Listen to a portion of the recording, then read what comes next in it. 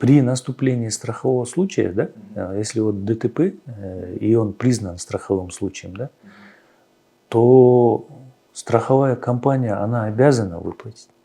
Она обязана выплатить, потому что когда факт ДТП признается страховым случаем, это в договоре, в полисе указано до 150 тысяч сомов, соответственно, ну, по состоянию ущерб высчитывается независимым экспертом, да, и вот который предоставил ущерб, страховым компаниям обязательно она выплачивается. Единственное, вот видите, Виктор, вот, да, какие причины я вам вот хочу, да. Ты виноват, или кто-то вот, хочу вот именно вот этот момент сейчас вам объяснить. Почему ДТП не является страховым случаем, да, вот, не признано страховым случаем.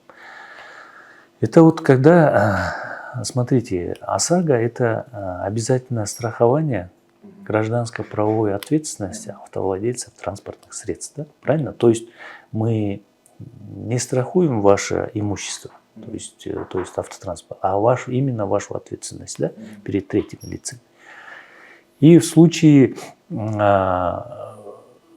государственными органами, если вы признаны виновником данного ДТП, да, то, если вы, вот, которые, ну, не буду говорить, вы человек, который у нас застрахован, да, к примеру, если лицо признается виновным в данном ДТП, тогда страховая компания полностью возмещает ущерб третьему лицу.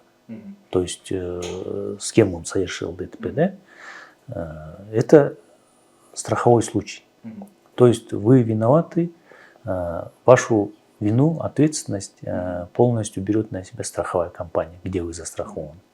То есть ущерб полностью восстанавливает. Но тут есть понятие лимит ответственности, да? На возмещение ущерба имуществу до 150 тысяч сомов.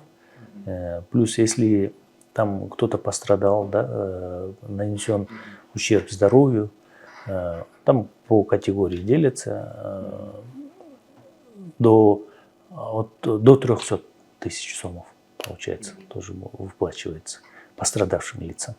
То есть, если там третьей стороне.